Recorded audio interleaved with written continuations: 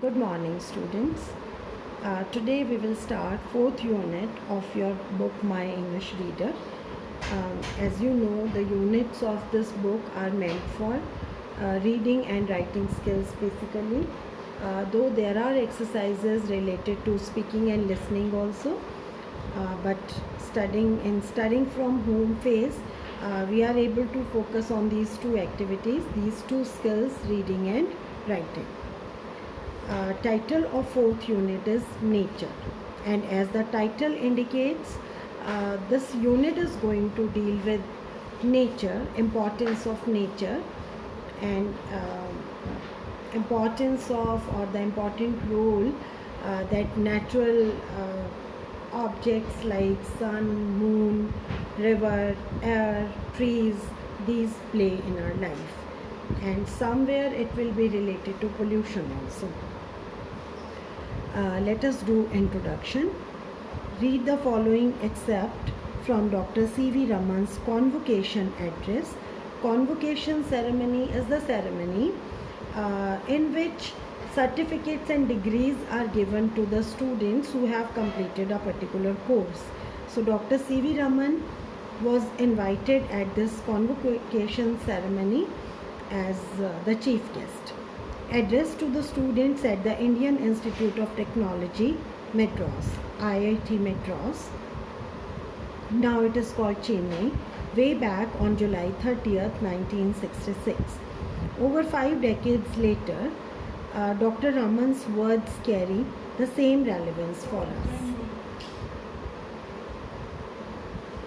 Just before I came to the convocation, the director was taking me on a joyride through your campus. I think I should correctly describe this as a joyride.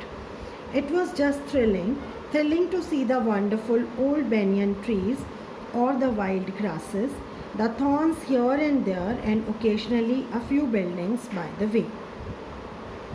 Well, that is as it ought to be, because I always thought that study, examinations, books, lectures, and so on are but a very little part of a man or a woman. Means studies, examination, lectures, books don't play a major role in the making of a person. What plays a major role in the making of a person is natural surroundings. I have always said to myself and others that I regard as the greatest feature of the world nature herself. She is the supreme artist. She here refers to nature. Nature has been personified. She creates forms of beauty, loveliness, and color unsurpassable, and this has been so from the beginning of time. She is also the inspiration not only of artists, painters, sculptors, and engineers, but also of men of science. When I say this, I remember many years ago I was standing below the pillars of the temple of Luxor. What did I find at the top? The lotus, papyrus. These forms of beauty of nature have been the inspiration of all mankind. Well, I should say that they should also be the inspiration of all these graduates of the year.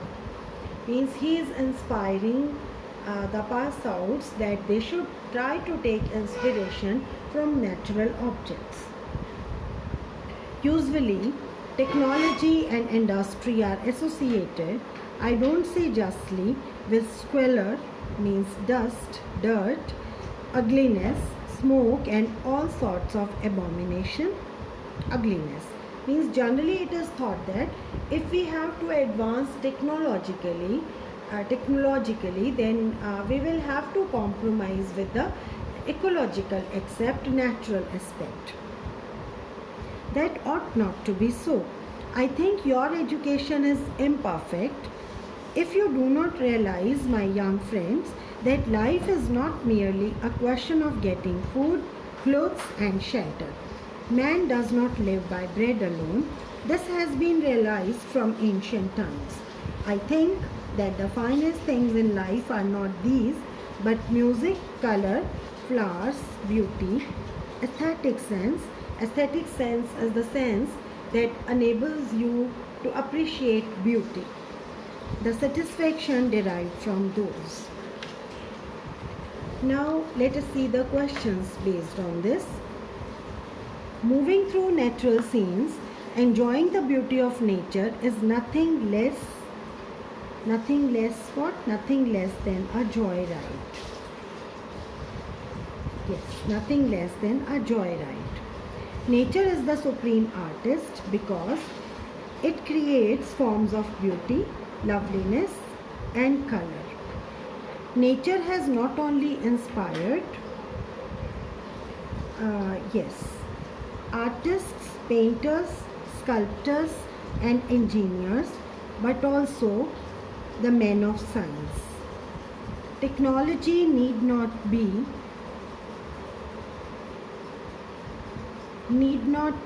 anti to ecology, anti to we can say opposite to nature. We should seek inspiration from nature and combine technology with beauty.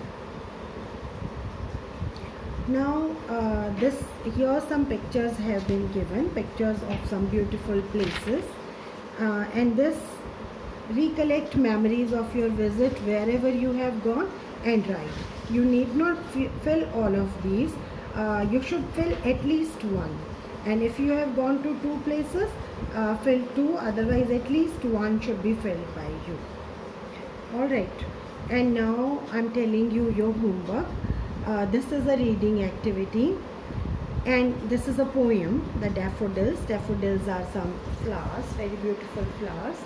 Do it carefully, because in your exams which come from DAV board, out of 3 or 4 comprehensions, whatever they give, one is always a poem. So you should also be able to read and understand poetry comprehension. I'm telling you the questions that you have to do, and for your convenience they have given you the meanings of words also. A3 is the poem itself, read it. A4 is incomplete summary of the poem. After understanding the poem, you will be able to complete this. Fill every blank with one word only. A5 you have to mark true or false. That you can do if you understand the poem. In 6th, some extracts have been given. Try to do this also. So this much only.